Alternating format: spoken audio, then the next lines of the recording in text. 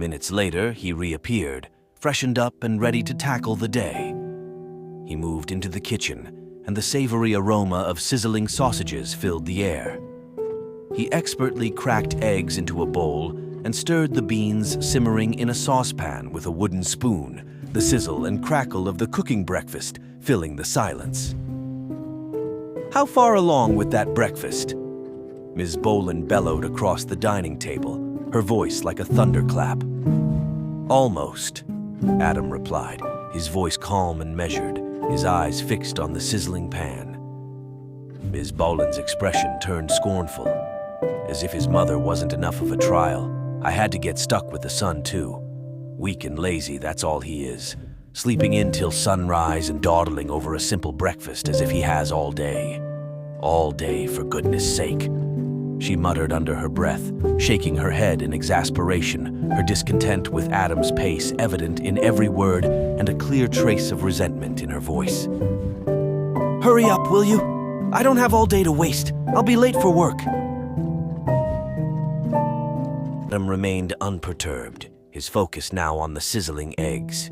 He expertly plated the breakfast, adding toast, mushrooms, and halved tomatoes to the sides. With a flourish, he set the 2 plates down on the dining table, where Ms. Boland awaited with a scowl, her mouth puckered to meet her nose in disapproval. Adam poured steaming tea for both of them, and they began their breakfast, the silence between them palpable. Ms. Boland savagely speared her food with a fork and stabbed it into her mouth, her eyes bulging with a fierce intensity as she glared at Adam.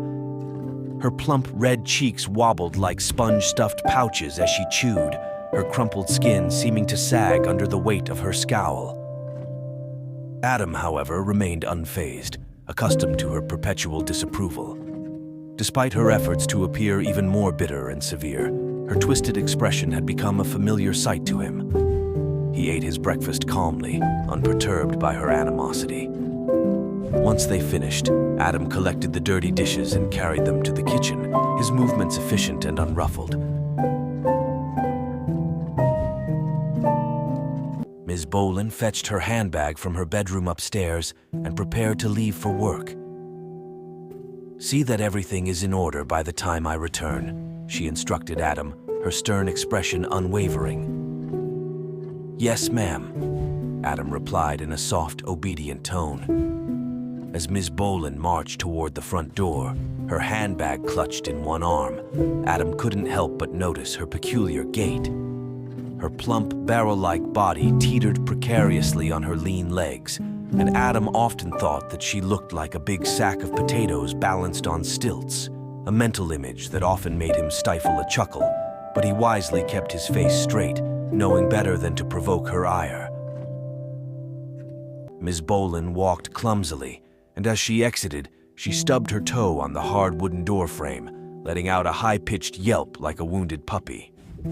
Ms. Boland spun around, her piercing eyes narrowing, suspecting Adam would laugh.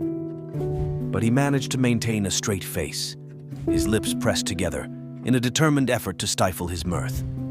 He knew that even a hint of a smile would unleash a torrent of wrath, and he had no desire to endure a lengthy, headache-inducing row. Satisfied that Adam wasn't mocking her, Ms. Boland slammed the door shut behind her, leaving him to breathe a silent sigh of relief. Now left all by himself in the house, Adam surveyed his surroundings, his gaze falling on the array of household chores awaiting his attention. Unlike his peers in the town, Adam didn't have the privilege of attending school. Instead, he was tasked with managing the household duties, a responsibility he had to fulfill before Ms. Boland's return. With a sigh, he began with tackling his most exhausting task, laundry. He gathered the dirty clothes, mostly Ms. Boland's, and piled them high in the laundry basket, which was nearly as tall as he was. He lugged the basket, his arms wrapped tightly around it, to the kitchen where the sink was already filled with dirty dishes and a kettle whistled steam over the fire. Before him stood 2 metal wash tubs, like sentinels waiting for battle. He carefully lifted the kettle off the fire with a cloth and poured the hot water into one tub. Then he added the dirty laundry and agitated it with a pedal. Next, he applied a bar of soap directly to the clothes and scrubbed them on the scrub board. The soap sudsed and swirled, releasing the dirt and grime. Then he squeezed out the soapy water using a wringer with 2 round rollers, its handle creaking as he turned it. Finally, he rinsed the clothes in the second tub, pedaling them around once more before wringing them out again.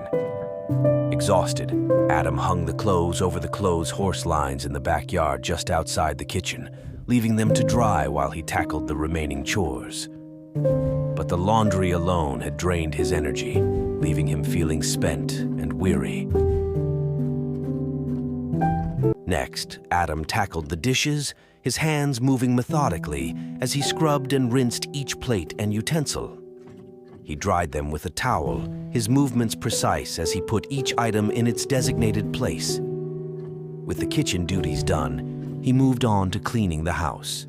He swept and mopped every corner and passage with meticulous care, polished the windows, dusting each pane until it sparkled, and arranged everything in its proper order. Finally, he took out the trash, dumped it into the bin with a satisfying clunk, and dusted off his hands.